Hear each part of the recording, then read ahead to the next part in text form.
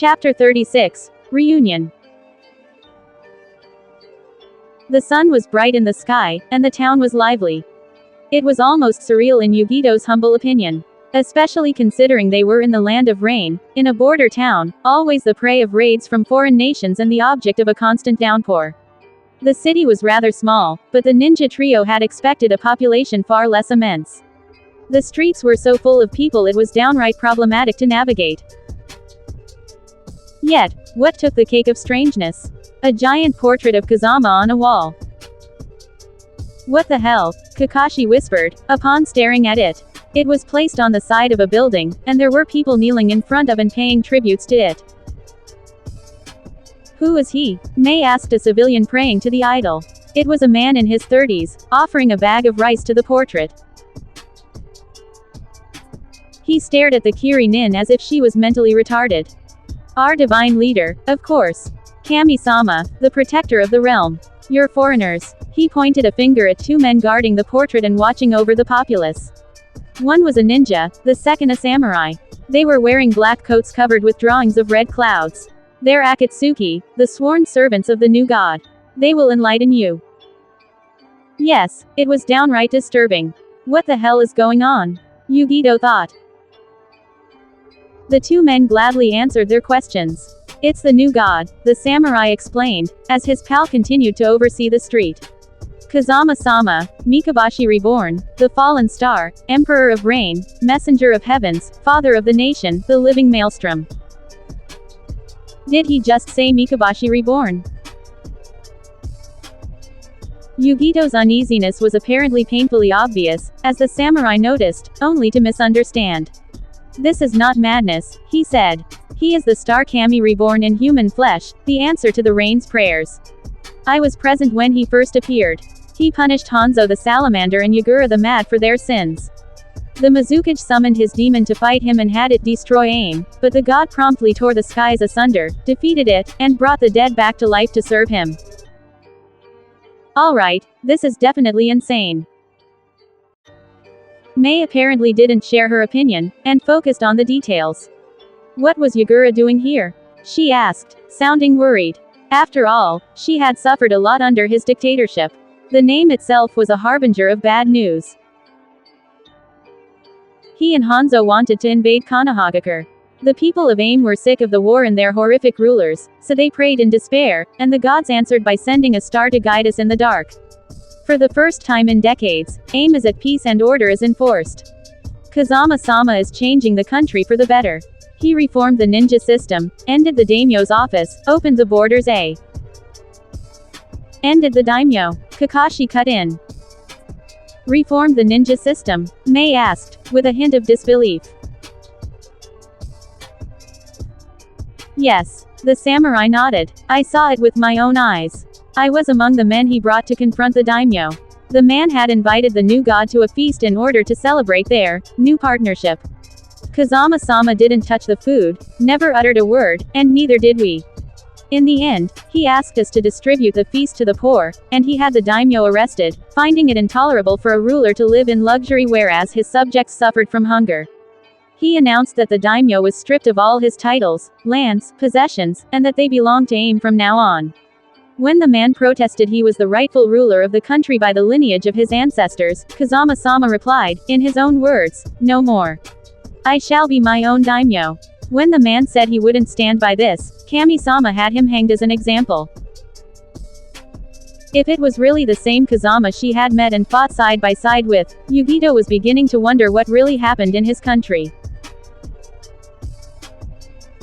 Then, Kami-sama revoked the privileges, positions, and titles of all nobility and the feudal lords, said their lands, powers, and possessions were to be returned to the reign as punishment for decades of abuse over the population and failing to defend the land.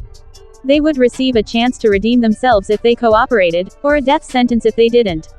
Most accepted out of fear, and the few revolts were quickly put down in blood and their leaders hanged. Afterward, Kami-sama declared the Land of Rain was no more a corrupt oligarchy, but a fair-minded government, and that he intended to build a strong centralized state and to bring order, peace, and security to the country. His partner nodded. To do so, he declared the ninja system had been the cause of every war in every era, and that the time of privatized conflicts was over. The ninjas were no longer mercenaries for hire, but the official military and police of the land, and would serve and be paid by the state instead of private contractors. Mercenaries were asked either to be conscripted into the new organization or leave the country under the threat of retaliations. The father of the nation declared we were Akatsuki, the Red Dawn who will bring about an era where those in need are protected and the wicked punished. But how do you get paid? Yugito asked, skeptical. If there is no mission to take. The citizens are to pay taxes varying according to their revenues and to use the lands belonging to the state, the samurai replied. The people call it divine service. Now, merchants don't have to pay to get protected, the law is enforced ruthlessly everywhere, everybody has access to justice, and the funds will be used to build infrastructures benefiting everybody. Kami-sama's administration also abolished and prohibited the former monopolies, disbanded the old privileged guilds, and started to open the country to international trade. Kazama-sama also plans to open public schools where children from every social ladder could learn as equals, ordered the army to exterminate organized crimes, and abolished prostitution, his comrade pointed out. Don't forget that. Foreigners must know the father does not tolerate rampant decadence on his promised land. If you seek to indulge in sinful pleasures, you can turn back. Kami-sama, upon realizing most of the women in brothels were forced into this trade or prisoners of war, forbade prostitution and offered them honest work, the samurai explained. He also extended the offer to the poor and downtrodden, asking citizens to mobilize for the regeneration and improvement of this nation. He sent a similar message outside the frontiers, and all the foreigners you see in the city are war refugees looking for employment and a better future here, in Rain. Although some say they should change the name, for Kami-sama had it cease at the behest of farmers. Since you look at him in disbelief, his partner replied, perhaps seeing the father in person would be better. He's currently away, but he will return to aim. Since you're obviously ninjas, if you swear loyalty to his noble cause. Roars and shouting cut his sentence. The samurai raised his head. Ah, justice time. You should come see it, foreigners, the other grinned devilishly, how the rain deals with the undesirables. Yugito understood the second she saw the stage. It was made of black wood, and obviously recent. It was quite big, and equipped with gallows. A crowd of thousands was surrounding it, kept back by armed men wearing the Akatsuki cloaks. A dozen people were chained to the stage, and were in quite bad shape. According to the bruising and opened, festering wounds, they had been subjected to torture and beating recently. A man stepped onto the stage, his clouds white instead of red. He was somewhat chilling, with the eyes of a hawk and the stoic expression of an iceman. He absent-mindedly kicked one of the prisoners back, and silenced the crowd with a palm gesture. The Masayoshi, the samurai explained to the trio, our boss. Chosen by the government and sent here to control the purge and bring the law of God to the lawless. Citizens. The man in black started reading a piece of paper, his strong voice resonating through the street. In the name of Kazama-sama, Mikabashi reborn, the father of the nation, I bring you the heads of your oppressors. The crowd roared in appreciation, while the Akatsuki men merely chuckled. They silently abandoned the trio to join their allies, in protecting the stage. Here they are, the enemies of the state. Armed men seized the prisoners and brought them into view. People spat on them, threw garbage at their faces. The collaborators of the old regime. Those who hid in their castles, getting fat while we were hungry. Those who abused us and treated us like dogs. No more. The man then promptly punched one of the prisoners, shattering his jaw, much to the delight of the audience. Do you remember them, citizens? Rapists, murderers, thieves. Armed men presented 3 new prisoners to the crowd. Bandits who got away with their crimes, when you were defenseless. When you had no one to protect you. No more. He faced the gathered and smiled. What will be the sentence? Death. The crowd answered with a single call. Death. Death. Death. Death it shall be. The soldiers started putting the ropes around the neck of the condemned. Death by hanging. This is insane, Kakashi whispered. It's not justice, it's a show. It's both. A woman in her 30s told them. Unlike the rest of the audience, she didn't cheer or shout as the execution started. She had long light-colored hair, glasses, and was dressed like a common civilian. The Imekage wants to show the land of rain will no longer tolerate crimes on its soil. It's a declaration for foreigners, and a warning to his subjects. Imekage. Yugito narrowed her eyes. Not God.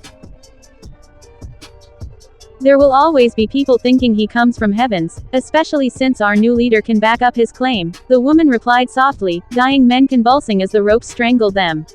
I admit, he is strong. Maybe stronger than anyone else on the continent, but a god, no. He is a man with incredible abilities, but that doesn't make him a deity. Most of Rain knows it, and couldn't care less. So far, he's giving people what they want and need, so nobody protests if he calls himself God or not.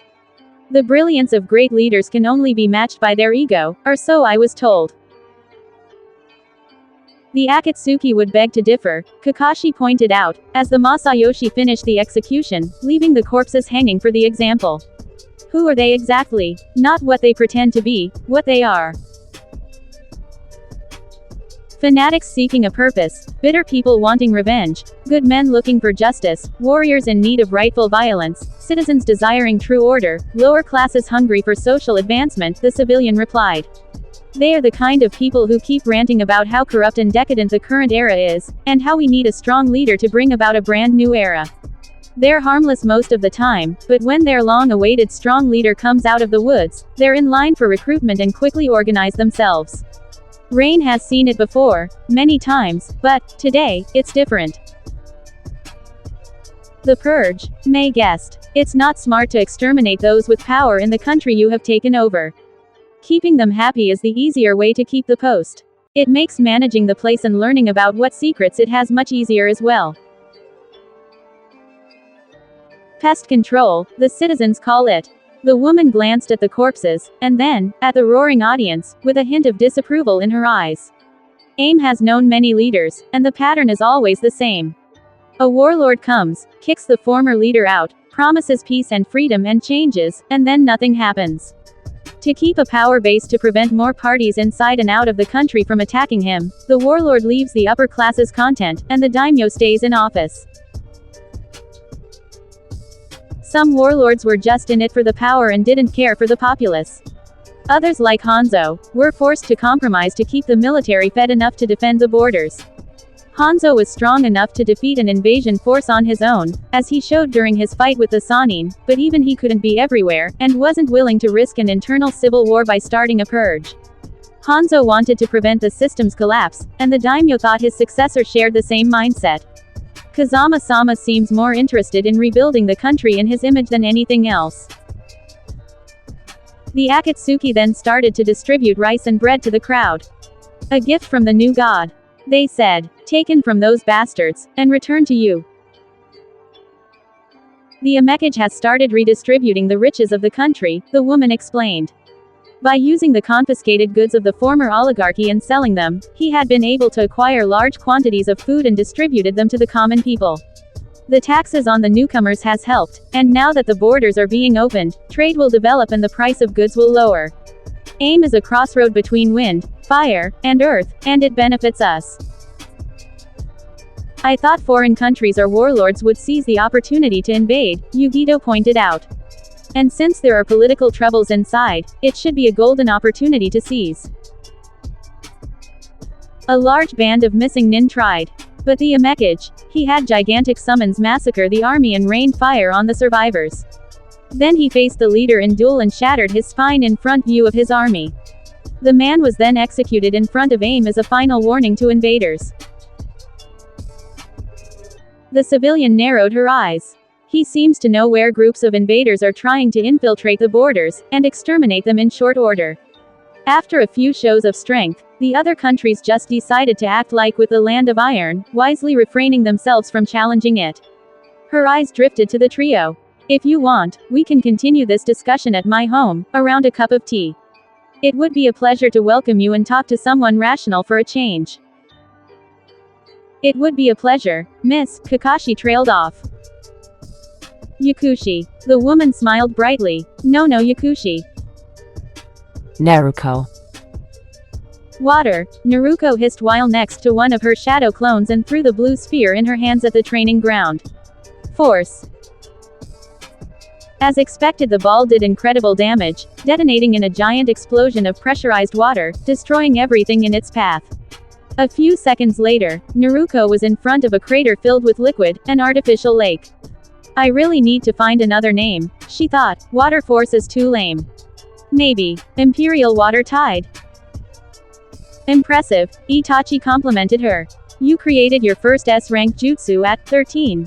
And you started training 2 months ago. Simply astonishing. Shadow clones, the girl shrugged. She felt as if she had been developing this jutsu for years instead of weeks. Everything is faster with shadow clones. Still, your latent potential is comparable to my own, the Uchiha head complimented her. You are already stronger than most Chunin, and I think you may defeat a Junin with enough preparation and field advantages. With your water affinity and reserves, you might be Kisame Hoshigeki reborn. Because of a birth advantage, she cursed spitefully.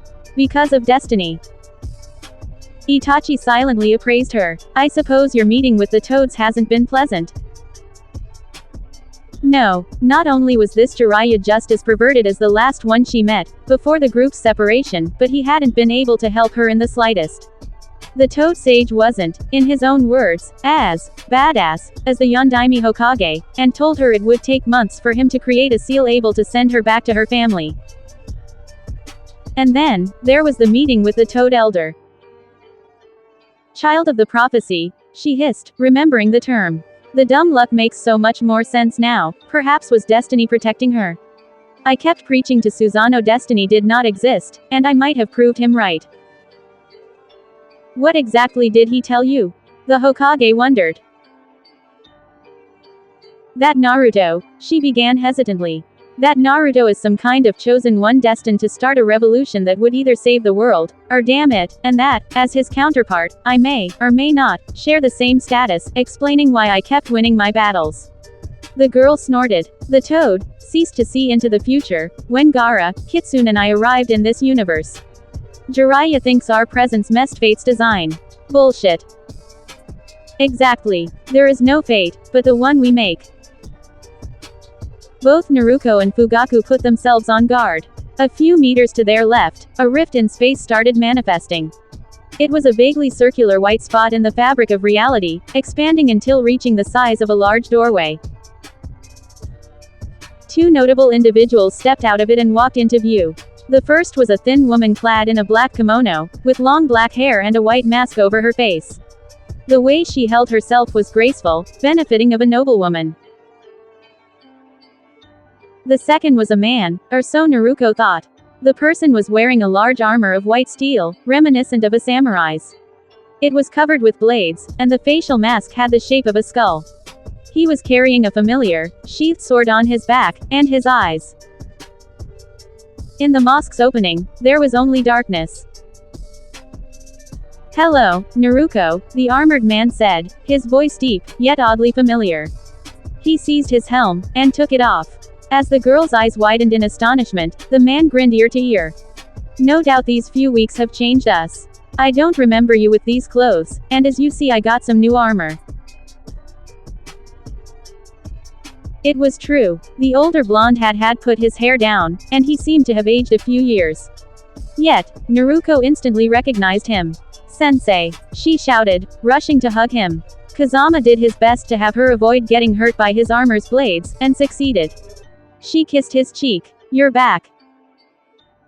I intend to stay this time, he replied, upon kissing her forehead and breaking the embrace. How have you been doing? It was completely crazy, Naruto exclaimed. We got into Kitsune's mind, fought his Kyuubi, trained for 2 months. 2 months. We were separated for 3 weeks at best. So the flow of time indeed varies between reality. Wait, we. Kazama frowned, and finally noticed Itachi. He briefly glared at the Uchiha. I hope you aren't into parasite like the last Itachi I crossed path with. Nah, he's the Godime Hokage, and very nice, Naruto interjected, making her sensei raise an eyebrow in amazement. Honest. He's been helping me, Kitsune and Gaara ever since we arrived here. I did as much as I could, the Uchiha genius whispered, before staring at the mysterious woman. He frowned. Who are you, may I ask? Me. I'm your friendly neighborhood Izanami, and this is my trusty sidekick. She gave a tap to Kazama's back, the Shredder. He kills ninjas and acts awesomely evil while doing so. Much to Naruko's amusement, her teacher cringed, suddenly very uneasy. Where did you find this armor, sensei? It's scary. Kitsune won't like it. It was a poisoned gift, the teen muttered back. How about we share our stories around a table? I'm exhausted. My parents will gladly welcome you, Itachi said, and I will send a letter to the fire temple. Afterward, if it doesn't bother you, I would like you to visit somebody. Kazama. He hated hospitals. Not that he denied their usefulness. The blonde had even allocated funds to build some of them in Rain and sent medics to treat civilians as well as ninjas. Yet, hospitals were disturbing. They were a haven for sickness and silence, where death was familiar and a common occurrence. Walking through the corridors was like walking toward the afterlife in Kazama's humble opinion. The Overlord had been astonished when Naruto had explained him what happened in this realm. Kitsune's Kyuubi was dead, its former container had left to train as a monk in order to master his abilities and inner conflict. Naruto herself had lost her connection with her demon and had joined the Uchiha clan as an apprentice, and Gaara. Something bothers me, Itachi-san, he whispered, catching the Uchiha's attention. Gaara, how could the Uzumaki chakra bring her back from the dead? I remember a woman using a kinjutsu to revive a friend of mine, but it was apparently her personal technique. I admit I would like to learn how my mother could pull something like that off. Maybe was it similar to Nagato's own jutsu? After all, they both belong to the same family. Or maybe Chiyo's jutsu had been spread in Naruto's reality. Kazama found it ironic for the redhead to have been revived in two realities through the sacrifice of another. I did not understand myself at first, the Godime replied softly, that is until I performed some research on Gaara herself. She has a male twin in this universe, and Sarutobi handed me his genealogy tree. The man narrowed his eyes. Kazama-san, what are the elements a Jinchuriki must have? Being able to hold back the Biju inside of them. Kazama frowned. Is there another variable? Kage choose Jinchuriki among their families, Itachi explained, in order to secure their loyalty. All of Konoha's demon vessels are related to the Hokage either through marriage or parentage, and Kumo's Jinchuriki are adopted into the Raikage's households as siblings. So, I was chosen because my parents thought I would be loyal. The Amekage snickered. Gaara is the daughter of the Yondaime Kage, but what does it have to do with the Uzumaki? Unless, the red hair. Yes, the Uzumaki, like the Uchiha and Hyuga, had an inbreeding policy to preserve their natural abilities and family secrets. However, you can guess not all of them were happy with that. There have been many cases of Uzumaki fleeing their home to seek another, and Suna once upon a time possessed the largest community of exiles. Sasori's grandfather was such an individual, having decided to settle in Wind after eloping with a beautiful kunoichi called Chiyo and being kicked out of his home village. He changed his name by the same occasion. Kazama suddenly laughed, much to Itachi's confusion. How funny. I mean, this is so ironic, I can't believe I missed that. Sasori, a descendant of the Uzumaki. That made them distant cousins. I think I understand now why he took Chibaku as an apprentice and strived to find Uzumaki scrolls, he pondered. Perhaps it was a need to get closer to his roots. But his Uzumaki blood had grown too thin for the scrolls to react to him. That sneaky man failed to mention that. The Yondaime Kage, Itachi continued, not understanding his ally's reaction, wanted a strong Jinchuriki, one that would be absolutely loyal to him. He could only trust his family with that duty, and since he himself wasn't strong enough to support a Biju, especially since Suna's sealing capabilities was decades behind Konoha's and Kumo's, he decided to breed one. He married the daughter of an Uzumaki whose potential was latent, hoping their progeny would inherit both of their family's natural abilities.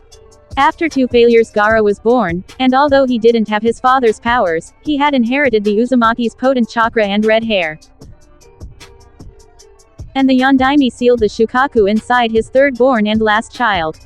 When Kazama thought his opinion of the man couldn't sink lower, what kind of man would have children purely to create a weapon? I guess Gaara and I share more than the fate of being a living sacrifice. You think this is why my mother's technique worked? Chakra is mostly spiritual in nature even though the physical state of one's body does influence it heavily, Itachi explained. The wound inflicted by the Kyuubi happened in a mindscape, and was mental instead of physical.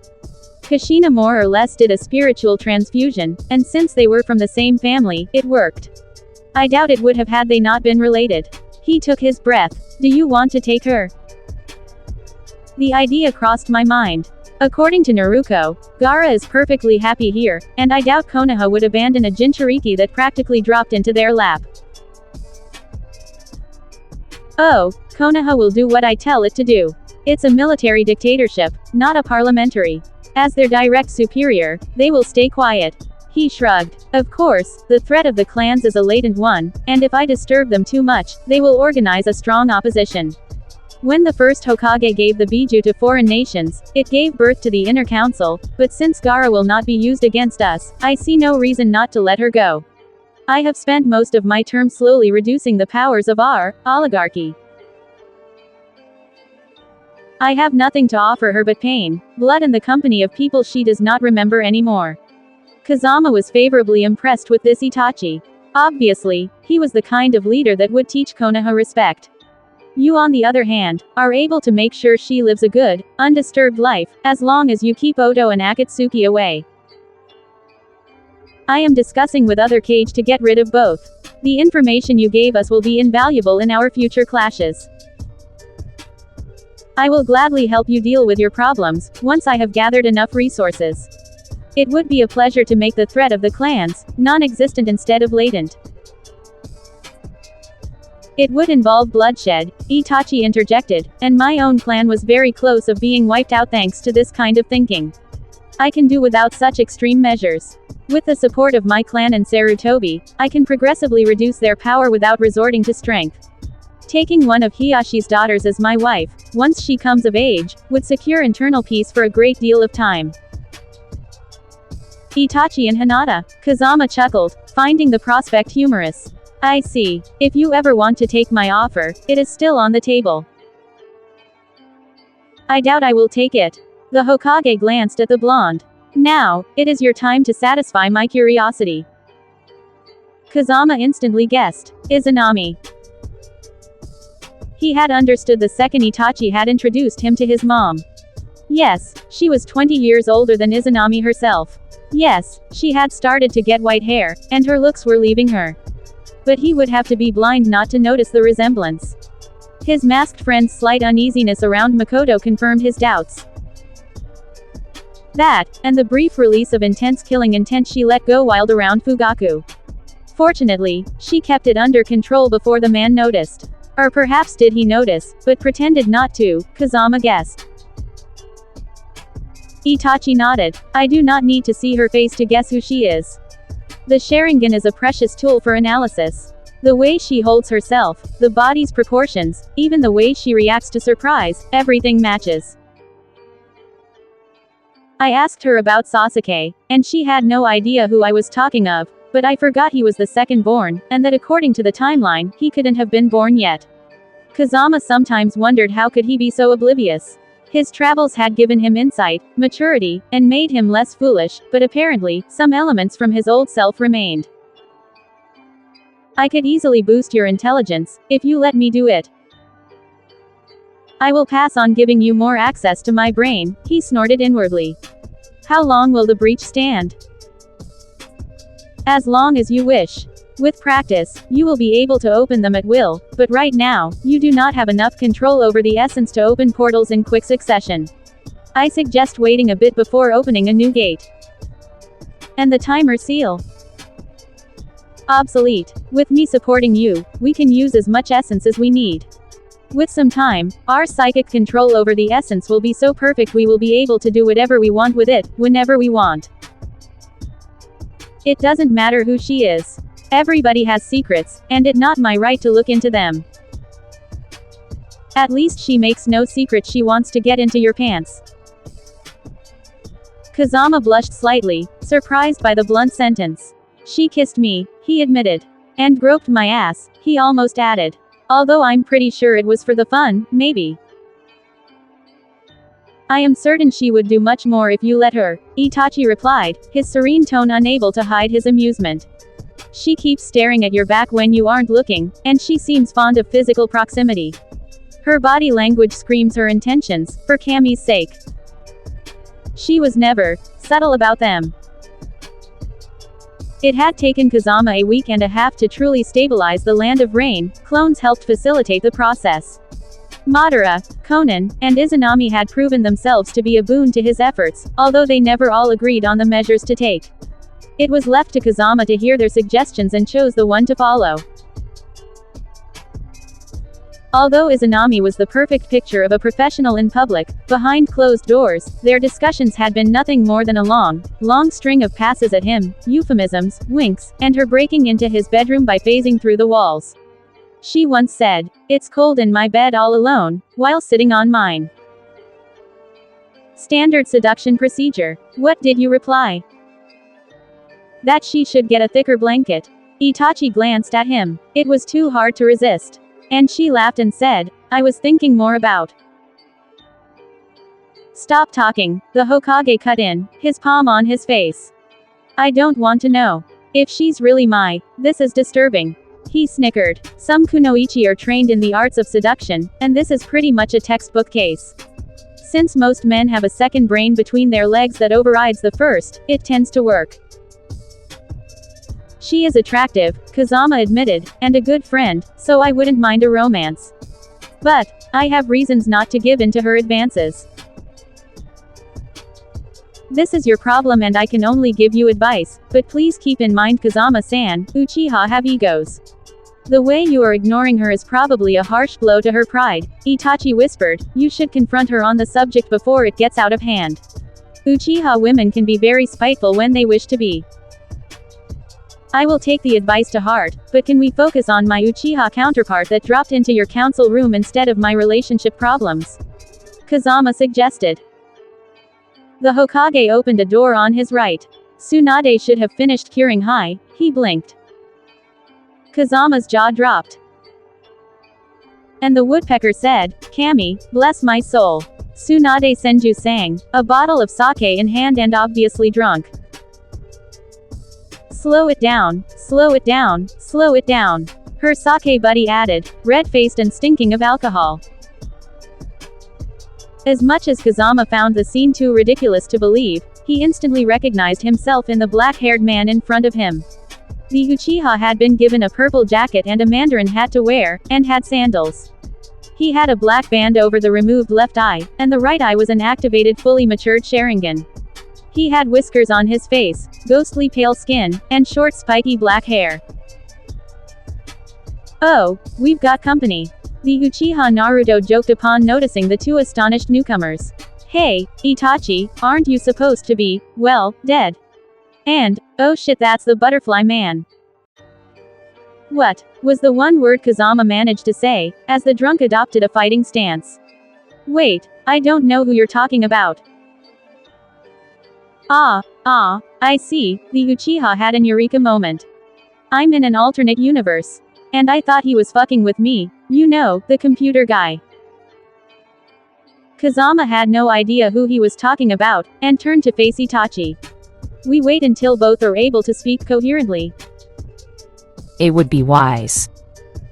Kitsune. I will pray for your safety, Kitsune-san, Chiraku told him, standing in front of the temple's gates. Remember the lessons I taught you. The path to enlightenment is a long and hard one, but if you seek peace of the mind, the third eye shall guide you and cast down all illusions. I promise, I will not falter, Chiraku-san. Kitsune nodded deeply, Samahata imitating him. I have learned so much under your tutelage, I can no longer recognize myself. It was both metaphorical and physical. Kitsune had shaved his head bald, and was wearing white and red monk robes, without sandals. He was carrying a golden monk staff on his back, and had learned to use it well. You have made quick progress, Chiriku agreed. Yet, you still have much to learn. If you ever need guidance, my spirit will answer your questions through astral projection. Do not hesitate, for I will gladly lend you a hand, as one must help those in need. I hope to be able to return here and finish my monk training, Kitsune said, before bowing. Goodbye, Chiriku-san. Goodbye, Kitsune-san, the elder monk replied with a deeper bow. May you find your way in the dark. As the young boy descended the stairs, the temple's doors closing behind him, Samahata squealed. Yes, we will travel that way, her partner agreed, focusing. The transformation into a werewolf wasn't painful anymore. Through mental training, Kitsune had been able to master it. Claws and fangs formed, an orange fur grew, and the monk's senses were multiplied. Yet, nothing remained of the beast's previous bloodlust. The blonde had achieved perfect control over his new shape. Thankfully, the monk robes were tailored to fit the animal form without shredding. Now, Samahata. The creature nodded, and started fusing with her partner. Chiriku had suggested if Samahata could merge with a human, then certainly, she could become one with a fox. The result had been surprising. Kitsune grew in size, and especially in length. While he kept his fur, scales covered his belly and throat, while a reptilian tail replaced the fox's. His neck elongated, two small horns developed on the back of his skull, and his muzzle became a cross between a mammal's and a lizard's. His eyes became golden, and a yellow beard grew under his jaw. All in all, Kitsune looked like a stereotypical orange Eastern dragon, clad in monk robes. Although I do not have any special powers, he thought. Chiriku told me the dragon was the king of both terrestrial and aquatic animals, keeping all the advantages, and none of the flaws. It was a creature able to command to all elements, and who could summon thunder at will. I simply have the appearance of one, nothing more. However, the new form was incredibly strong, agile, and resilient. His senses were so impressive he could see as good as a hawk, hunt by scent like a wolf, swim like a shark, and hear like a bunny. And he could still carry his staff on his back. Happiness, Samahata communicated through an emotion. The creature wasn't human enough to have complex thoughts, but could communicate through feelings. Friend. We will see them again, Kitsune thought, upon racing through the forest faster than the wind itself. At this speed, he would reach Konoha within hours. On his way, he picked the scent of fresh blood. Human blood. Danger, Samahata conveyed. Kitsune nodded, carefully approaching the source of the scent. It happened to be a stinking pond, with 3 cadavers lying nearby. Examining them, the were-dragon couldn't recognize them, some scavengers having half-devoured them. However, they were wearing Konoha's headbands. A blonde girl was lying nearby in her own blood, still breathing. A team, the monk thought, an adult, 3 genin. What happened? Danger, Samahata all but screamed. Kitsune promptly leapt to his left side, as something jumped out of the pond and almost smashed him. 2 more creatures emerged from the water, none having scent. Not the hunter, one hissed with an inhuman voice. A prey. The trio was vaguely humanoid, and that was all. The creature had white flesh, green hair and eyes, small horns over their skin, and fangs and claws instead of teeth and fingers. Kitsune's senses didn't even register them as humans, but as being closer to plants than anything else. What are you? The blonde asked, his voice deep and bestial. I wonder if he tastes good. One licked its lips, must be better than those humans. Idiot, another screeched. We must bring it to father. He's already after the Uzumaki spawn, the third one snapped. Let's eat it. You killed those people? Kitsune asked angrily, adopting a feral stance. For food? Nah, for fun, one corrected, grinning like a maniac. Now it's your tea. The wind was cut in half, and so was the creature's neck. It all happened in a blink. A black metal monster emerged from the bushes, jumped, and stomped on the second member of the trio, killing it by crushing its head. Without wasting any time, the newcomer unsheathed a long katana. The last monster sees the still living bloodied girl, turning her into a shield. Back down, hunter, or she gets it. The katana sliced both the girl and him in half. The corpses and fell, and then, the swordsman faced Kitsune. The monk had never seen a samurai before, but this person was obviously one. He was wearing a black armor of pure steel, a horned helm, and a wolf-shaped mask of silver over his face, revealing only his blue eyes. He was carrying two katana, one sheathed against his belt, the second in the hands. The blade was radiating killing intent, as if it was intelligent enough to desire to harm. It wanted to maim and murder. "What are you, creature? Where are we?" the murderer asked, with a deep, imperial tone. "Answer, or your demise shall not be swift." "I don't want to fight," Kitsune said. I come from Konoha, we're in the land of fire." "Lies," the samurai replied softly, his sword exuding bloodlust. "Konohagakure is no more. Zetsu's swarm overwhelmed it and made it its largest nest. As for fire, I was in mist 1 hour ago. Surely you jest. Answer truthfully." "I am," Kitsune replied, adopting his human form, Samahata remaining at his side. The samurai stared at the creature, his eyes narrowing. "I can show you, if you do not believe me." Hopefully, he wouldn't strike the werfox down. The armored man glanced at him, then at Samahata. "The swordfish follows only those who pursue truth," he whispered, sheathing his katana, the bloodlust vanishing. "I see you carry the staff of a monk. Are you an acolyte from the mountain temples? A wandering survivor, fighting the swarm?" "I do not know what you are talking about," he replied. "I am a monk in training of the fire temple." The samurai snickered. "A temple destroyed, its citizens enslaved. Yet, no liar shall ever wield the Samahata.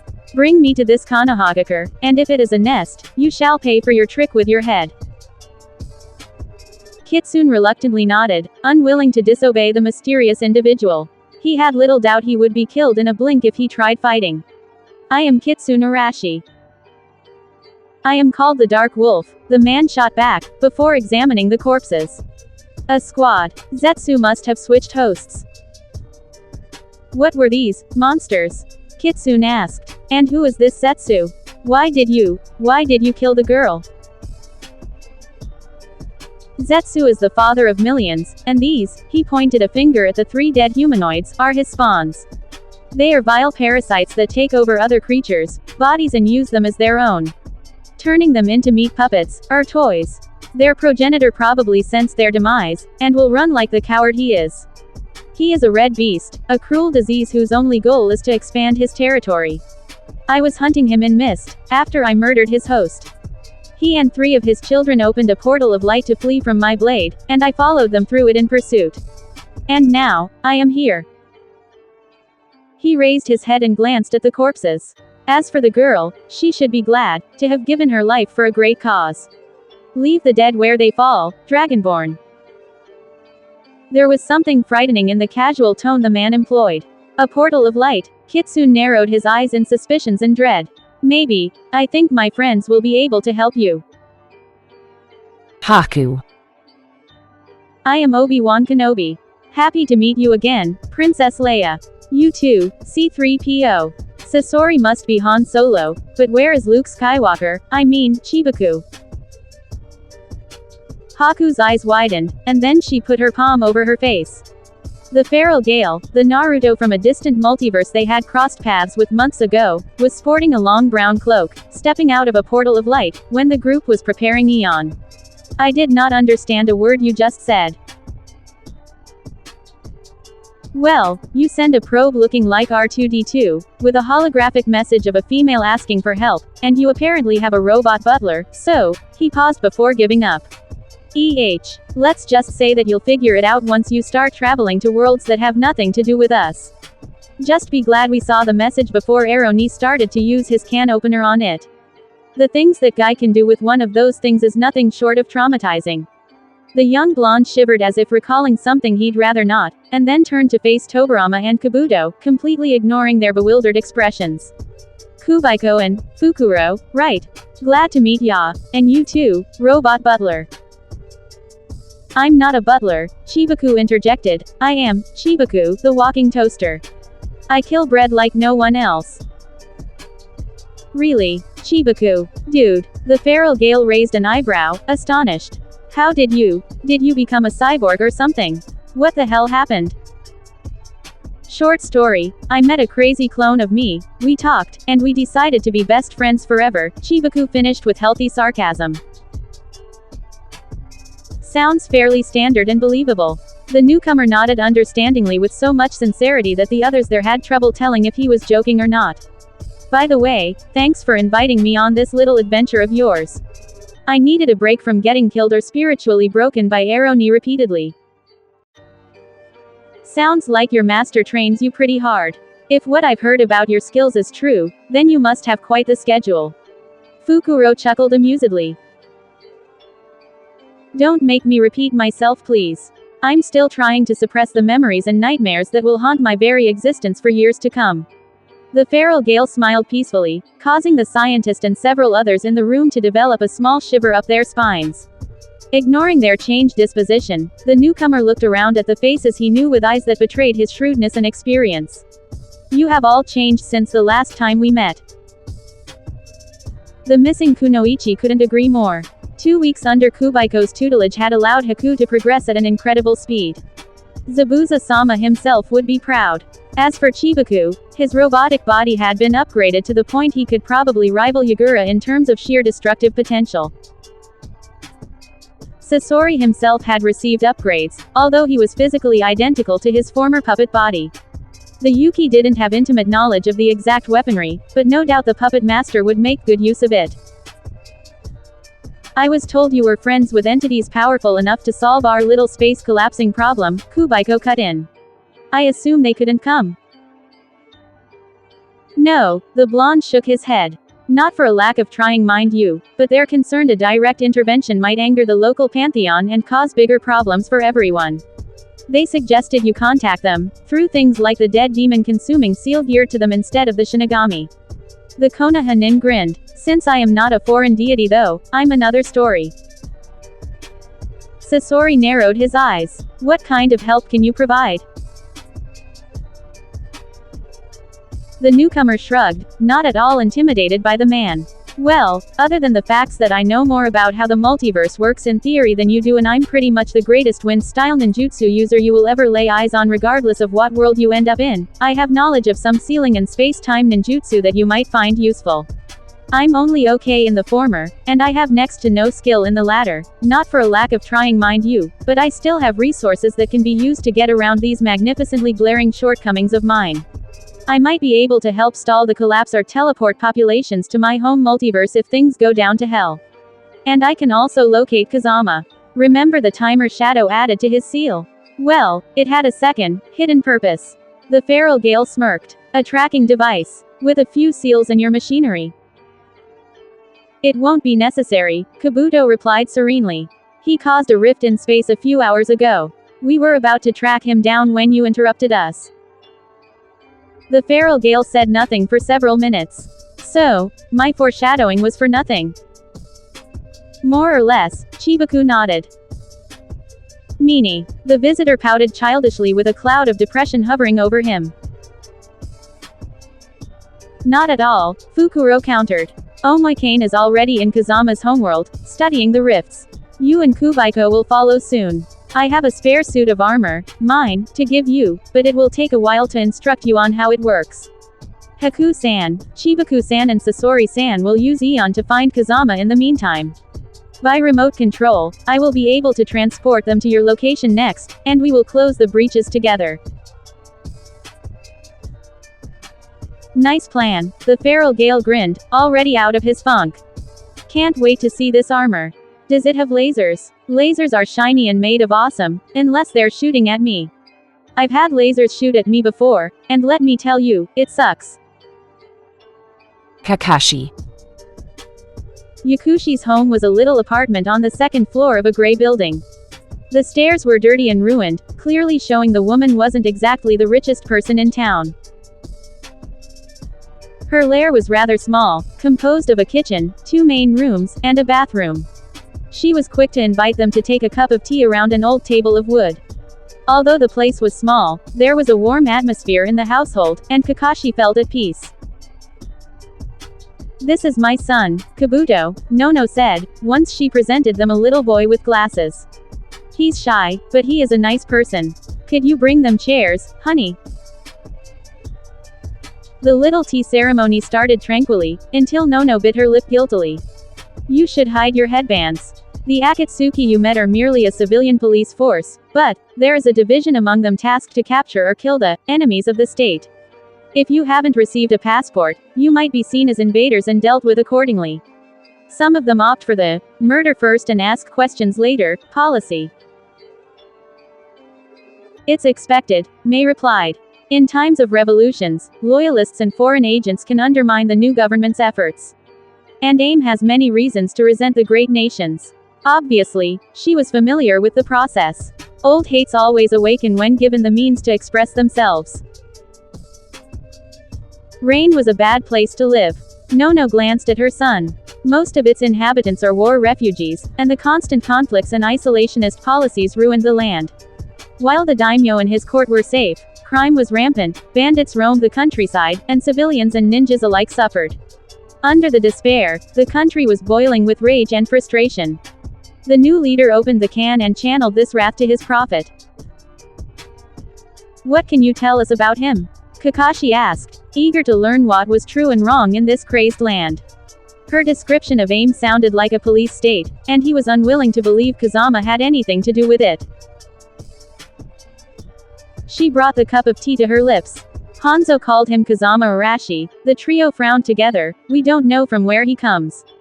He just popped up out of nowhere 2 weeks ago and executed Hanzo and the Yondaime Mizukage while the latter was on a diplomatic trip here. Afterward, he took over." Nono placed the cup on the table, and observed her reflection in the liquid. "Most thought he was a second Hanzo. We had seen that time and time again, until he had the daimyo executed a few days after his takeover. Then he declared himself a god, and ordered, and carried out mostly on his own, a violent political purge. That's when AIM understood the time to rise had come and eagerly supported his coup d'état." "Have you seen him?" Yugito asked. "In person. He inspected the city a few days ago. Thousands came to see him. I will remember the moment all my life." She frowned. He was wearing a samurai armor, and he was quite charismatic. He stood on a stage and made a speech, with expressions like, "the brand new era," "the despotism of justice," or, "an amazing future." He said he had been sent by heavens to show mankind the light, and that he wasn't a conqueror, but a guide, tasked to purge evil from all corners of the land, and to build a better tomorrow. He used techniques to start fires around him, as if he was indeed starlight embodied, all while preaching hate for the wicked and the undesirables. But the true fires he fueled were those of revenge and wrath. The citizenship had suffered so long, it is out for the blood of those who wronged them, May guessed, narrowing her eyes. With revolution, comes the exacting of revenge and executions. You are lucky it is at least somewhat regulated, or it might go out of hand easily. It would be far worse if the government wasn't controlling the phenomenon, Nono agreed sadly. I think Kazama-sama was like many of us, a victim. And like all victims, he feels justified in lashing out at his tormentors. He gave many the ability to do the same. She shrugged. But regardless if he rules with an iron fist, overall, AIM is getting better. The country is so ruined only a powerful authority will be able to revive it. And so far, Kazama-sama has been able to restore order and security, and the situation is improving. For the first time since it started treating people, the hospital where I'm working has received funding from the government and additional help. Criminality is crippled, missing nins and bandits are being wiped out, and famine is slowly being dealt with. Our new leader's methods are extremes, but they get results. I can't believe the teen I fought side by side with for such a long time turned into a benevolent despot in such a short time, Kakashi whispered, making Nono raise an eyebrow. It feels wrong. I may have something to do with it.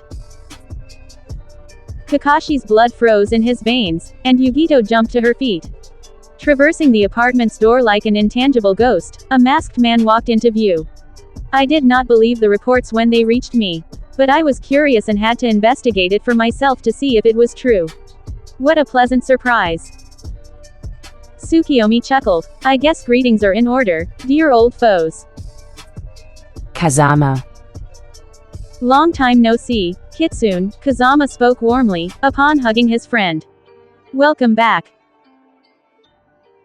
Happy to see you again, Kazama-senpai, the boy replied with a smile. He had shaved his head, and according to his outfit, Itachi's words about the kid having trained in a monk temple were confirmed. If his body language was to be believed, he had found renewed self-confidence there. Samahata barked happily and licked the Amekage's iron gauntlet. She is happy as well. I can see that. As Naruto embraced Kitsune warmly, Kazama's eyes drifted to his friend's traveling companion. The black samurai had carried 4 maimed corpses to Konoha, dragging them with ropes, an act that attracted the attention of the Uchiha police force. The man had been within an inch of being arrested when they realized the bodies belonged to ninjas of their land, until Kitsune explained them the situation. And here they were, in one of the police station's isolation rooms, with Itachi questioning the samurai in front of the group. Only Izanami wasn't present, being busy interrogating the mysterious one-eyed Uchiha. Zetsu, Madara spoke of him once, Kazama remembered, when the black samurai dropped the name. I will have to bring it up to him. It appears you spoke the truth, Dragonborn. The Dark Wolf glanced at the people surrounding him, and at the Uchiha watching over his sheathed blades. If he was disturbed, he hid it well. In fact, he had expressly refused to take off his helm, even when being threatened. Fascinating, and I see no illusion. Konohagakure was destroyed. I witnessed the ruins with my own eyes. What is this sorcery? Each choice brings about the birth of a new universe, similar to the first, yet different, Kazama explained, wondering what to make of his story. How can he have traveled from one world to another? Perhaps Kubaiko's group doesn't have the monopoly over multiversal journeys anymore. The samurai locked eyes with Kazama, the latter finding the former's gaze incredibly familiar. You wear the armor of a follower of the Bushido, and carry a blade, yet the Dragonborn behaves as if you were his mentor. Are you a warrior? A daimyo? I am a daimyo and a warrior, yes. Naruto and Kitsune glanced at him in astonishment. Are you sworn to another? The Dark Wolf shook his head, and bowed deeply. I am ashamed not to have treated you with the respect inherent to your position, daimyo-sama. I am, unfortunately, a ronin, a samurai without master. My previous master, the last lord of the Land of Iron, denied me the right to commit seppuku and tasked me to find another as atonement. So far, I have been unlucky. Seppuku. Kazama had been taught of the samurai way by some of these warriors, who had sworn fealty to him when he took over the reign. Due to their philosophy and mindset, they were naturally drawn to a strong authority in the Amekage's policies. Since the Land of Iron was and would remain a neutral nation, many samurai asked to join his crusade and for the right to fight in his name. Their code, the Bushido, placed devotion to one lord above everything else. A samurai was expected to commit seppuku, ritual suicide, upon the loss of one's lord or after committing a capital offense. Those who refused were called ronin and suffered great shame. Seppuku, or virtuous obedience to another lord, was the only way for them to find their lost honor again. To have been denied the right to commit seppuku was a grave offense and insult in their book. Samurai preferred to die with honor than living shamed. Why were you denied the right of seppuku, may I ask? For failing my master against the swarm, the Dark Wolf replied. I am sorry, but the event is a source of great shame for me, and I do not want to bother you with it. If so, I respect your silence. Kazama crossed his arms. You speak of the swarm and zetsu, terms that mean nothing in this realm. Would you mind explaining yourself? The swarm is an army of creatures who overwhelmed the Ninja Alliance in the Fourth Ninja War, 2 years ago, the Dark Wolf continued. They are parasite monsters that live by overtaking the bodies of others and enslaving them. In a matter of months, they destroyed civilization, and last year, they overtook the Land of Iron, mankind's last bastion. The remaining free people live in the Western Mountains. The swarm is unable to invade them due to the cold temperatures, which they loathe. Some individuals, naturally immune to the swarm's body control, have decided to continue the fight individually to retake the mainland. I am one of those people. So this world suffered some kind of apocalypse, and Zetsu. The swarm's leader, Alpha and Omega, the strongest, the fastest, the smartest, the cruelest. His flesh is red instead of white, and the entirety of the swarm descends from him, yet never equaled him. He has sworn to never stop expanding his horde until all of life was one with the swarm. I was hunting him down when he escaped through a portal of light. If he is hiding in this realm, he must be neutralized. I will take care of this problem. As soon as the squad is identified, Itachi spoke. Right now, the corpses are unrecognizable, and their ninja cards haven't been found. As for your world, Kazama cut in, I might have the means and allies needed to retake it back. I still have a few people to pick up and minor problems to solve first, but afterward, after all, what better way to start his multiversal campaign than by freeing an oppressed world? The Dark Wolf bowed deeply. Your generosity honors me, Daimyo-sama. May I follow you to your land? I would be interested in seeing it. Then you shall accompany us, Kazama spoke, before rising up and bowing slightly. If you'll excuse me, I have to speak with the newest addition to our team roster. He found the Uchiha Naruto in another room, chatting with Izanami, and that's how I was conceived.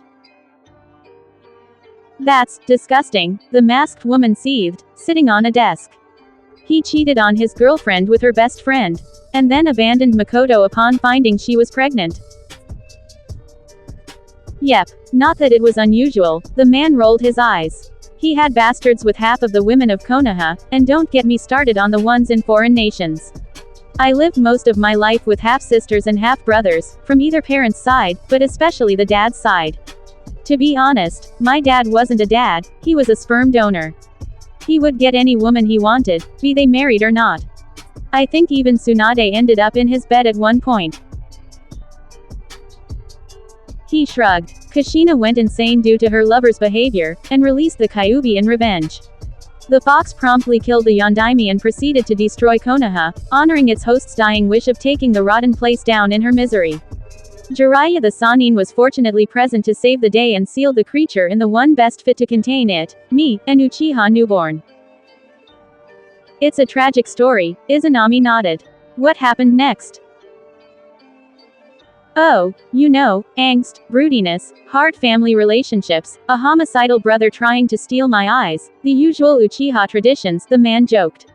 In the end, I crossed path with a butterfly from another dimension and got my ass kicked pretty bad.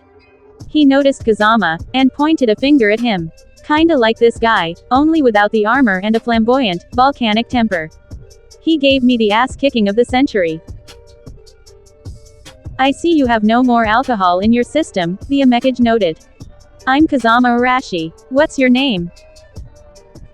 Karasu. Karasu Uchiha. Got called this way cause a three-legged crow was watching my birth. Nice to meet ya. The Uchiha shrugged. You aren't gonna kill me, right? The last guy the first saw with your face was working with Creepymaru and fucking insane. Creepymaru. Kazama narrowed his eyes. You said you met another counterpart of mine. Creepymaru is the pet nickname I gave to Orochimaru. Honestly, the guy is disturbing. Karasu cracked his neck. I was traveling on the roads when a counterpart of you tracked me down, proudly wearing the Oto headband, and gave me a "you can join the dark side and fight with Orochimaru-sama" speech. I told him to get lost and he didn't take it well. So he faced another Naruto Uzumaki. The revelation didn't mesh well with the Amekage, especially since the man he fought was working with Orochimaru. I will have to investigate this later. What happened next? Izanami asked. I woke on an operation table in some complex. 4 idiots had removed one of my eyes and were about to take the second. I taught them a lesson, and they ran away, looking to contact their boss. Wait, Izanami cut in. You beat 4 ninja after having been beaten half dead and one of your eyes was removed. I'm that good. The Uchiha smirked. Afterwards, some guy called Bajra remotely hijacked the room's computers and explained to me that he had messed with the anesthesia doses to make me awake sooner. Since I was in a pretty bad shape to begin with, he showed me a jutsu that would teleport me away, and tasked me to give an important info to this guy called Kubaiko. I attempted the jutsu, messed up in the hand seals at the very end, and here I am. Kubaiko. The Amekage blinked. Armored man. Nadaime Hokage. It fits the description I was given. Do you know him? Karasu scratched the back of his head. It's not that I don't trust you to transmit the message, but since I don't know you enough, I would prefer doing it in person. I intend to meet him soon. You can follow. Kazama smiled. You are welcome among us. We're a ragtag clan, but many of us are Jinchuriki. You will fit in fine, I'm sure. Sounds like a nice plan. Karasu smirked, glanced at Izanami, and then at the Amekage. Since I don't need the Sharingan to see you want to spend some time together alone, I will take my leave. And if you're doing it on the desk, do try to ignore my cheering. Wait, what is that supposed to Maya? The Uchiha closed the door behind him, leaving Kazama's sentence hanging. Strange guy. That can apply to all of us. Izanami pulled her mask away, revealing her beautiful face. You should get more sleep, or take a break. You have spent your time either running AIM, or training with Madara. A day off might be good. That was only the top of the iceberg. Kazama was taking other lessons from something far more dangerous than Madara himself, with far more disturbing results. I doubt she would take well learning about your arts. Power is neither good nor evil, it simply is. Do not be bothered by its applications. This art will save your life in time. Anyway, Izanami smiled. You wanted to speak with me. The blonde struggled to find his next words. I'm sorry. For what? For bringing you to this place. I didn't know. He guiltily bit his lip. It must have brought back bad memories. Izanami shook her head. Makoto Uchiha died long ago, she said, confirming his suspicions. And with her former life. You couldn't know what happened here. I am myself pretty astonished by the differences. It's hard to imagine a place where my son was made Hokage. And let's not talk of this Karasu. She gave a disgusted snort. How could a Makoto, any Makoto, love Namikaze and bear his child? I will never understand. The venomous tone caused her friend to blink. You do not seem fond of him. No, why should I be? He never lifted a finger to help me. Only Kushina tried to help me when I needed assistance, and she continues trying to help me even now when she has nothing to gain. The person she was talking about, he's Itachi, isn't he? Her saddened expression answered the question. If you wish, I can take him. With the means I have as Rain's ruler, I could easily have him brought to you. And then what? She replied. Tell him his mother is a monster and assassin working with Madara. Kushina will be a loving, good mother to him, and in spite of his heritage he will surely grow to become a respected shinobi. That is much more than what I can offer. It would be better if he just forgot I ever existed. Do not say that, Kazama scowled. You're no monster, and you have the right to get a shot at happiness. You are not a nobody, a ghost, or whatever, you're my friend and I want to help you. And to be honest, my clan is composed of misfits, outcasts, and marginalized individuals. Your son would be welcomed with open arms, and when a cure to your condition will be found. He's not even 4, Kazama, Izanami shot back. Would you take a 4-year-old child on your travels? Especially since one of our enemies wouldn't hesitate using him as leverage against us. Inside the walls of Konoha, he is safe. With your team, he will be constantly threatened. I refuse to be selfish and take that risk. Then I'm sorry. Kazama crossed his arms and bowed his head in thought. There has to be a solution. Sometimes, there is no third option, and both choices are as bad as the other. She seized his hand with her own. Since we are on the subject of our future, maybe could we? No, he said, freeing himself from her grip. I am sorry, but I can't do that. The woman scowled. No, she repeated. What do you mean by no? Kazama actually blinked at the angry tone. Izanami tightened her jaw, furiously glaring at him. Why? Why no? I'm not good enough for you. Everybody else told me yes, and I never wanted any of them in the first place. So why, when I want to have a relationship with someone, he has to say no? Everybody else. You misunderstood. I thought it could work. She snapped venomously. We're both so similar. We both lost everything. We're both lost in this world. We're both victims of Madara, and we're both suffering from unique conditions. I thought a relationship between us could actually work. That maybe we could get some happiness together. She glanced away. I was mistaken obviously. But why? Because I don't want to hurt you. Silence followed. In the end, the woman locked eyes with him in incomprehension. Hurt me. You are a nice person, and you deserve better than what I can offer, he said. Let's be honest. I'm not a knight in shining armor. My history is written in blood, and the way I see it, it will end bloodily as well. I'm not the one that can give you happiness. I wouldn't mind a relationship with you, but you have obviously suffered enough, and I have issues. I do not believe I can be a good partner. Quote. He placed his hands on her shoulders. You are kind, beautiful, and wise. You can get any man you want. Find one who will treat you well and with whom you will be able to spend the rest of your days, once I find a way to get rid of your immortality. Me. I cannot guarantee you will find any happiness with me. Madara will probably try to get rid of you one way or another if he discovers we are involved. Already being a friend of mine is a danger in itself. I cannot ask for more. Kazama, she cut in. As long as Madara lives, your loved ones will be in danger. Don't you get it? Madara sees friendship as a weakness, a burden that gets in the way of one's potential. He's obsessed with turning you into his successor. How long do you think your friends will last, until they suffer an accident, engineered by your mentor? In his mind, they are weighing you down, and since Madara cannot do wrong, the tone was very, very sarcastic, he will think he's doing you a favor, and that since they might betray you for some absurd reason, he will justify it as a preemptive strike. You can have him promise to end your feud, but your family won't be safe until your mentor is dead. As much as the blonde hated to admit it, she had a point. He couldn't imagine what the Uchiha Lord might do, and since he was a chronic liar, Izanami continued on her reasoning. And that's just the long term. Out of fear for what may happen to your loved ones, you will drive them away one by one, until you can only depend on Madara. You will be at his mercy, and he will slowly, but surely, turn you into his reflection in a mirror. Cutting all your bonds is stupid. And what, he asked, do you suggest? You continue as you do. Keep him close, learn his weaknesses and everything he can teach you. Gather your friends and those who will stand by your side, and overpower him. She pushed back his arms, and put her own around his neck.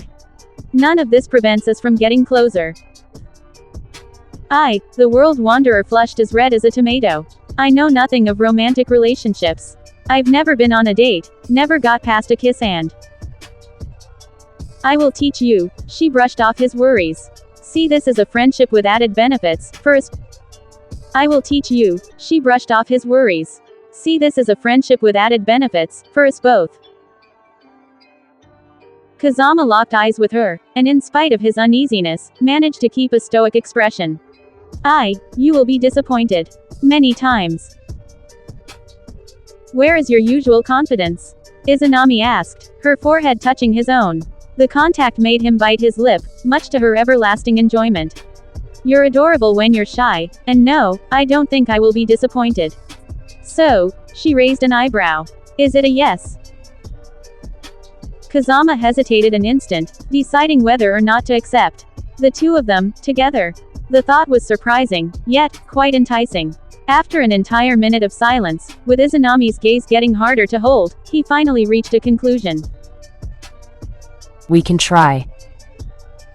The woman beamed with genuine happiness, and, although confused and worried, Kazama felt better as a result. However, I don't know where to begin, or. Izanami hugged him, cutting his sentence short. Start by shutting up, and enjoy the moment. Kazama said nothing, and did as he was told. Naruto. Farewell everyone, Naruto saluted her gathered friends. I hope to see you again one day. I wish you a good journey, Naruto, Makoto told her. Remember the lessons I taught you. Especially on Genjutsu. Keep practicing your smokescreen combo, Fugaku added. Be careful on your way. You too, Kitsune.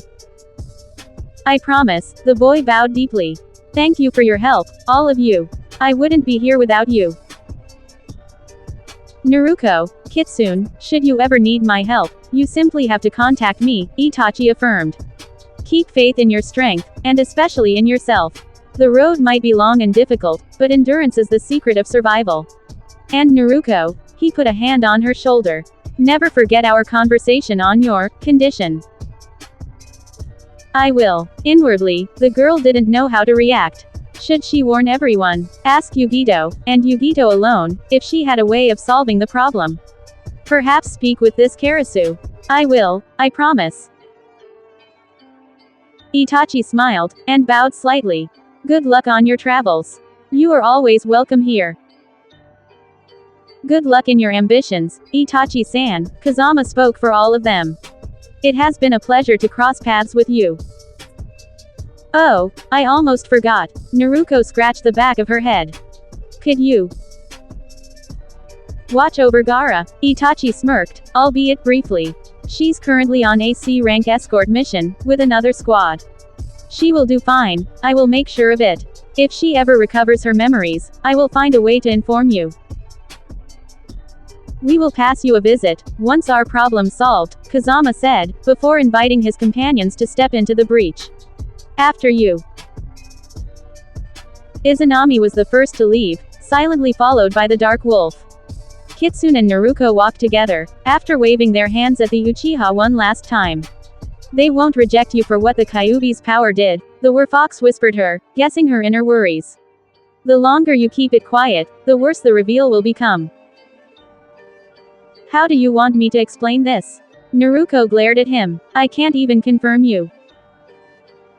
I suffered far worse under my own demon, Kitsune cut in. I am immune to such powers now. Our friendship is real, no one can deny it. This is certainly the case with the rest of us. The Kyuubi. Do any of you have problems with Kurama? Naruto blinked, both due to the comment, and because in a split second, she had left Konoha for a seemingly endless, barren plain. Nearly 1 kilometer away, a castle of stone was standing lonely. What? Sorry, my Sharingan can decipher conversations simply by analyzing lip movements, Karasu replied, advancing enough to be at their side. If you've any problems with the vixen, I am available. Struggled a bit to work with it myself. Vixen. Kitsune raised an eyebrow. Its nickname. I mean, for a talking mass of chakra, it does look like a female fox. The Uchiha gave the duo a light tap on the back. Uncle Crow will happily serve as an advisor to improve your relationships with demons, monsters, giant animals, and angry tsundere, all for free. I've got a card, which the butterfly man conveniently burned. What a drag. Although Naruto didn't understand a word of what he said, the offer was too good to pass up. Could you help me master its abilities? Yep, but after I get to eat something, Blondie. He pointed a finger at the castle. Oi, Shredder, that's your evil lair of doom. Kazama scowled at the nickname, as the portal closed behind him. Stop calling me that. He put his scary helmet on his head, his voice changing instantly. This castle once belonged to a minor lord I hang for insubordination. It's a long story I will explain there. Nobody is here, we should be able to. Kazama-senpai. Kitsune shook his head. There are multiple scents there. Some are vaguely familiar. I'm not good enough to put names on them, but these are people we have crossed paths with. The armored man clenched his fists, and silently led the troop to destination. Did something happen? He wondered out loud on the way. After a few minutes of travel, they reached the castle. It was a strong, austere monument surrounded by a large mural of golden bricks, with 2 large gates of iron. A group of ninja wearing black coats with red clouds drawn on them were surrounding a smaller team, composed of familiar faces. Kakashi-san, Naruto blurted out, upon recognizing the man. Yugito-chan, Haku-chan. Long time no see, the copy nin waved his hand at them. I would gladly hug you all, but these guys probably won't allow it. I have seen better welcomes, Sasori shrugged, before glancing at the newcomers, and especially at their leader. I see you have gathered quite the followers, Kazama-san. Commander, the blonde leader whispered, his voice deep and imperial. What is the meaning of this? Kami-sama, a samurai bowed deeply. These three, he pointed Kakashi, Yugito, and an unknown auburn-haired woman with his index, were brought here by Madara Dono. He said you would want to see them. The three others, he designated Sasori, Haku, and a giant armored man, were caught without identifications and asked to see you, so we arrested them and brought them before your divinity. Madara, Naruto blinked, Kitsune sharing her astonished expression. Divinity, Kami-sama, Karasu blinked. Shit, you're a god. Do I have to get on my knees? I will explain later. Kazama locked eyes with the samurai. Commander, these people are my guests. All of you, cease threatening them. The armed men instantly withdrew their weapons, and backed down. Naruto had never seen such perfect discipline, or such willingness to obey. The Dark Wolf appraised the reaction with a nod, favorably impressed. Leave us now, Naruto's sensei continued. Leave this place, go to the nearest city, and join the garrison. I will deal with them personally. As you command, Kami-sama. Your will be done. The ninja bowed deeply, and instantly dispersed. Kazama sighed, and removed his helm. Forgive them, he told the 6 newcomers, they are only applying martial law. Did they hurt you? Nah, they just threatened us of being sent to hell and back, the armored giant snorted, before glancing at Naruto. Hey, flat lady, long time no see. I see you're still as flat as a board. The girl paled. Chibaku, is that? She scowled. What did you call? Naruto. Haku smiled warmly, hugging her before the younger of the two had time to go on a full-out rant. It had been such a long time. You too, Kitsune-kun. Haku, the blonde girl grinned cheerfully upon breaking the embrace. Good to see you back. How were you all doing? Yugito asked with a smile. It has been pretty crazy for us. Kazama-san, Sasori shook hands with his old partner. I see you are a country leader now. Do I need to call you Kami-sama, or can I keep Kazama-san? The latter would be fine, Sasori-san. The armored man then repeated the gestures with Kakashi. Welcome back, my friend. I suppose there is an interesting story behind your arrival. It involves toads, the copy nin joked. Good to see you again, but, we have to talk. Of course. Kazama then glanced at the auburn-haired woman. Enchanted to meet you. I am Kazama Arashi. Mei Terumi, and the pleasure is all mine. The kunoichi put her index on her lips. You are even cuter than I thought. The blonde blushed slightly, while Izanami narrowed her eyes dangerously. I present you 3 new friends of mine, Izanami, Karasu Uchiha, and the Dark Wolf. Nami is happy to meet you all. The first shouted for all to hear. Oi, nice to meet you, the second added, gotta find nicknames for you all. The Dark Wolf bowed slightly, and did not utter a word. Would you like to come inside? Kazama suggested. It would be more comfortable, for it appears we have much to talk about. Susanoo. Susanoo's eyes snapped open. They are reunited, he said to no one in particular, watching the gathering through the sensor ability of the second Tsuchikage. It was deeply impressive. The man could observe areas from kilometers away, distinguish chakra, put names on the signatures, and even guess their emotions. The time has come then, Izanagi added, a Rinnegan in place of his left eye. As asked, I linked the animal path to this reality's summons. We are ready to fight. Susanoo nodded. Kazama Arashi will die by sunset. And so will you. The Uchiha Lord froze, the voice resonating through his mind, a ghostly chill and howling wind. By choosing to betray the will of the void, you have broken the contract binding us. Everything I gave, I take back. In 1 second, Susanoo lost everything. It took everything for the man not to scream and fall in agony. The unnatural life Mikabashi granted him had suddenly left his corpse. The link to the pocket dimension was severed. His tainted soul suddenly found it hard to linger in this world. His heart started beating again, albeit weakly. I must endure, Susanoo focused. The Rinnegan and the Senju cells in his rotting flesh were halting the inevitable, but he had only a short time left to live. Maybe a few days, perhaps a week. Remember, human, that there is no life in the void, only death. The voice went silent, never to speak with him again, and Madara Uchiha groaned in pain and frustration. I must extract the divine essence, he thought. It's the only way I can. You devil deity, you only did it now that all his allies are gathered, to prevent me from attacking sooner, before he was ready. Yet, even gods bow down before fate, and my destiny is inevitable. Making hand seals, Susanoo slammed his palm on the ground, and summoned his paths of pain. They all manifested in smoke and thunder. The 5 Kajin Izanagi, the strongest fighting force of all time. Madara, you have fallen low. Hashirama Senju, Animal Path and First Hokage, glanced sadly at Izanagi. To use such jutsu, to defile the souls of the dead, you truly have went past the point of no return. Edo Tensei, the 3rd Case Cage, and Asura Path, whispered in disgust. As if Sasori's human puppets weren't repulsive enough already, you went further than even the greatest criminal of my land. I hope whoever you are up against will kill you, the recently deceased 3rd Raikage, and Naraka Path, growled. I will gladly help them do it the second you release your control. Wait, the 2nd Mizukage, the human path, blinked in surprise. Shouldn't we be unable to speak?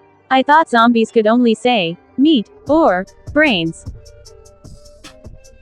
They had to tweak the Edo Tensei to prevent that masked woman from hijacking us, the 2nd Tsuchikage and Preta Path snorted, must be too weak to maintain absolute control over us. As I thought, alliances only last as long as you can safely stab your friends in the back. This fight will be the single most important of your entire existence, Izanagi replied, standing still as the Diva Path. We are part of a whole. Together, we are the sage of the 6 paths reborn, Susanoo whispered. All these 6 had a Rinnegan and a Sharingan, obtained through the last week. And like him, we will fight the monster born of the abyss in a last stand that shall shatter the land, and we shall prevail. Urashi, prepare yourself, for I am the storm, and I am coming for you. Omake.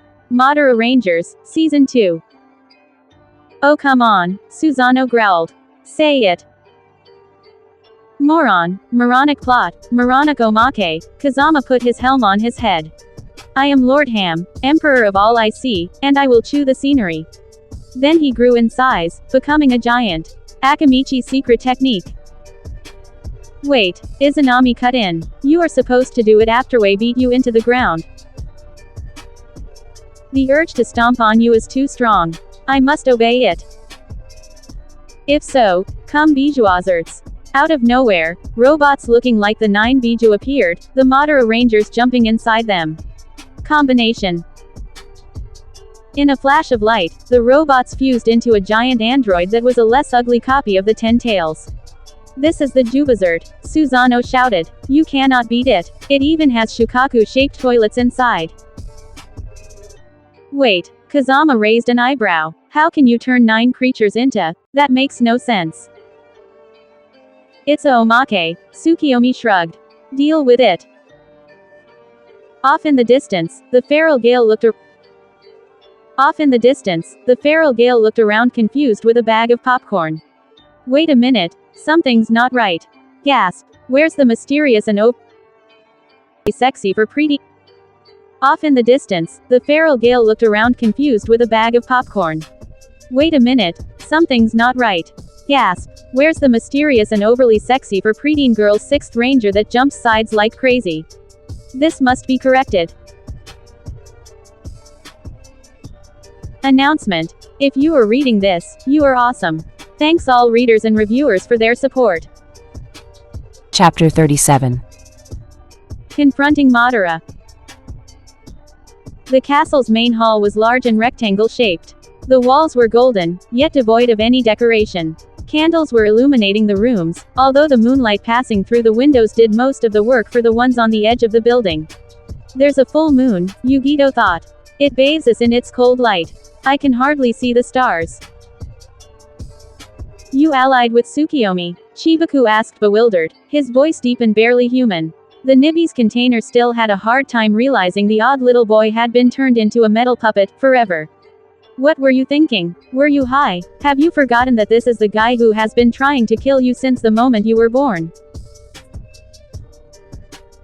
I didn't truly have a choice, Kazama replied calmly. The group had been sitting around a large, round wooden table, with their host providing sake, water, and some food. It wasn't truly a feast as it was a rather good dinner. He was keeping me on a leash, so when he offered to take me under his wing, I accepted. I thought an opportunity to kill him might present itself if I did.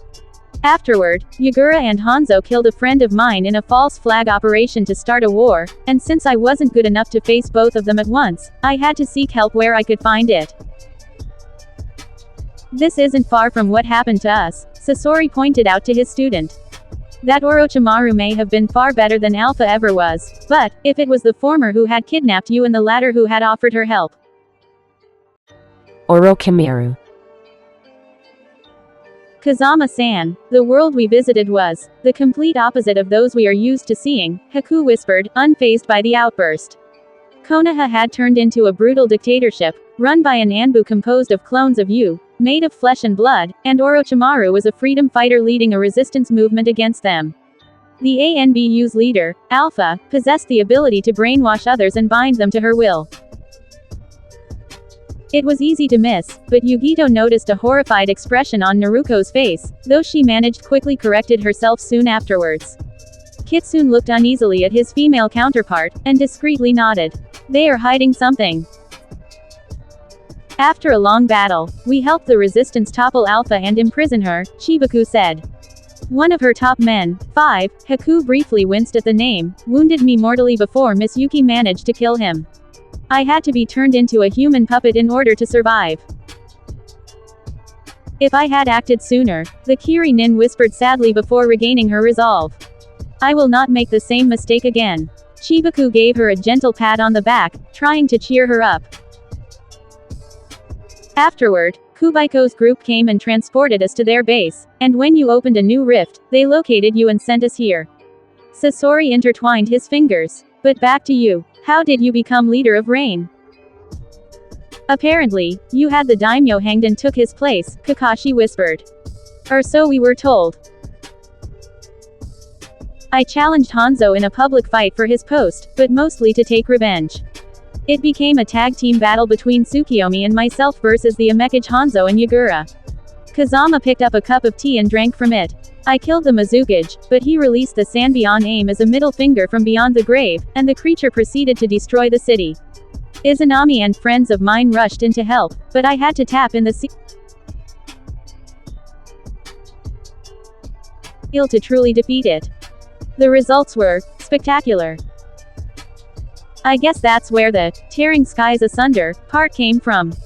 Yugito asked. Nibby, can you do me a favor? I'm all ears, kitten.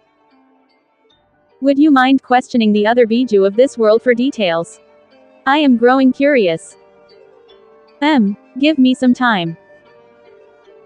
Yes. Hanzo refused to surrender, and challenged both me and Madara to a fist fight for his position. At that point, I believe he simply wanted to go down as spectacularly as he could. A true samurai dies on his feet instead of accepting defeat, the Dark Wolf whispered in appreciation. So, I killed him. My bare hands against his. Kazama shrugged. The witnesses of the battle believed I was a god and bowed down to me. Since it was useful to keep peace, I went along with the charade. Afterward I attempted to reform the country for the better. And it included hanging the daimyo and taking his place. I assure you if a better land could have been born without bloodshed, I would have gladly put down weapons, but everywhere I went, I saw injustices, abuses, inequalities, pretty much everything I have come to despise. Something drastic was needed to fix this land. Yugito realized she had never seen him so old. His adventure had made him grow from a teen to a man, and what he had lost in youth, he had gained in experience. Hard to believe he was slightly younger than she was. If the daimyo was unable to live up to his title, then he did not deserve it in the first place. The Dark Wolf began, his voice respectful. Daimyo were once strong war leaders, leading armies and earning their fiefdom not through birthright, but through merit. But they let ninjas fight their wars and they exchanged weapons for trinkets, bravery for cowardice, charisma for money. Only iron did not decay, and it appears your land is on its way to regaining its honor as well. Samurai from Iron have asked to join me for similar reasons, Kazama noted.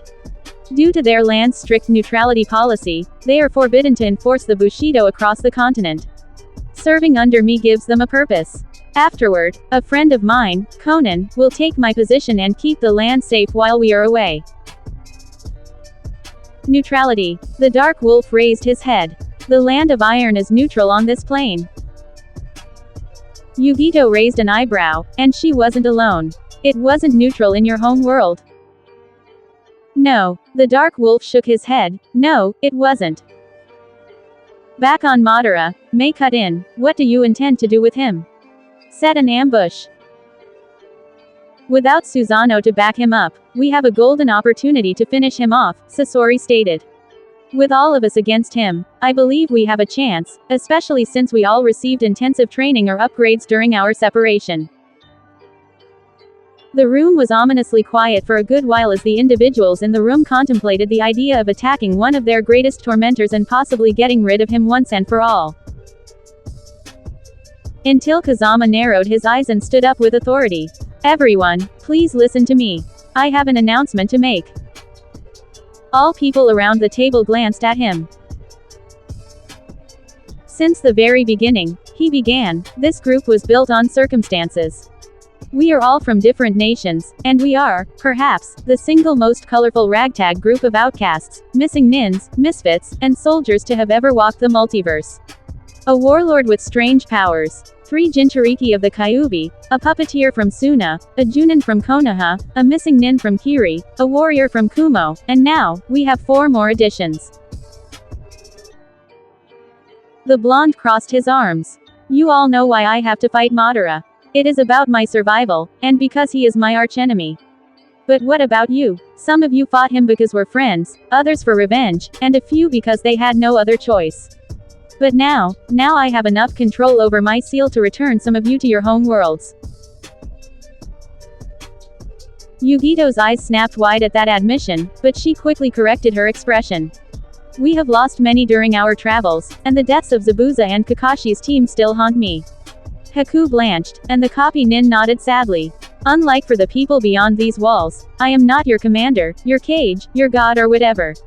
We are all equals. Even if we are outnumbering Madara, he is a dangerous enemy all the same. Some may not survive the coming battle.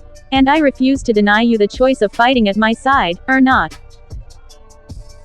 He intertwined his fingers. Nobody will judge you if you decide to leave. You have already contributed more than necessary to this adventure.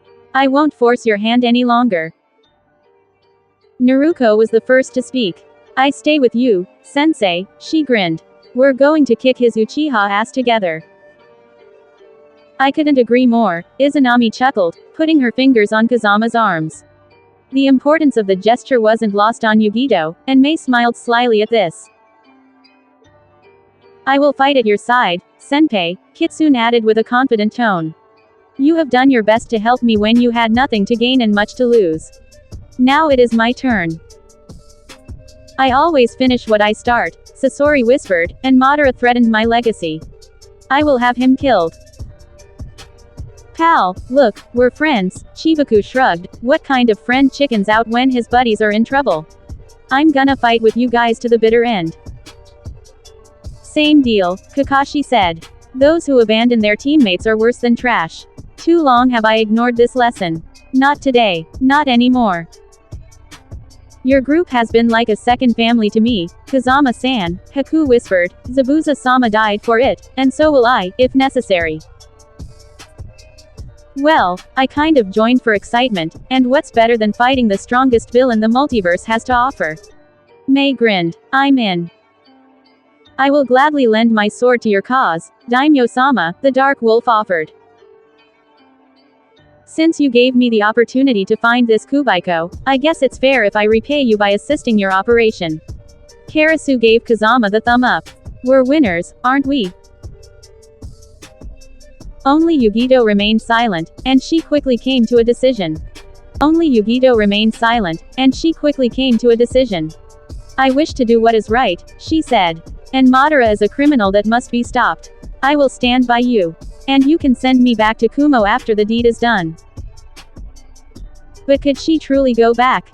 Would things ever be the same? Kazama beamed in happiness, and struggled to repress tears of joy. I would like to have a toast, he raised his glass, to friendship. To friendship, the rest added, with varying degrees of emotions, upon imitating their de facto leader. Upon bringing her sake to her lips, Yugito realized the team had evolved from a mere temporary alliance, into hardened companions of war. Their bonds have grown strong, without me seeing it. Groups started forming. Sasori, Kakashi, and the Dark Wolf approached Kazama and started speaking with him. Karasu, Chibaku, Kitsune and Naruto got together.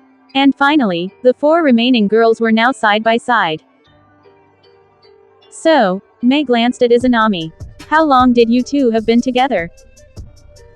The masked woman chuckled, and answered with another question. Jealous. Pretty much, Mei admitted. He's quite cute, and nice, if you look past that horrible armor of his. Nice catch. Izanami laughed briefly. I have nothing against a threesome, she added with a tone that made it hard to decide if she was joking or not. Mei grinned slyly, and put her glass next to her lips. So behind this mask hides a most lustful woman, it seems. Why keep it on? I wish to make the reveal all the more awesome, the woman in black replied. I did not hear Kazama complain of what was under it, or the rest. Mei gave a light laugh. I have the feeling the two of us are going to get along great. Yugito face-palmed and eyed Haku, who was as ashamed as the blonde was. At least we will make up for these two. Tell me, Haku-san, how has your training been since the last time we met?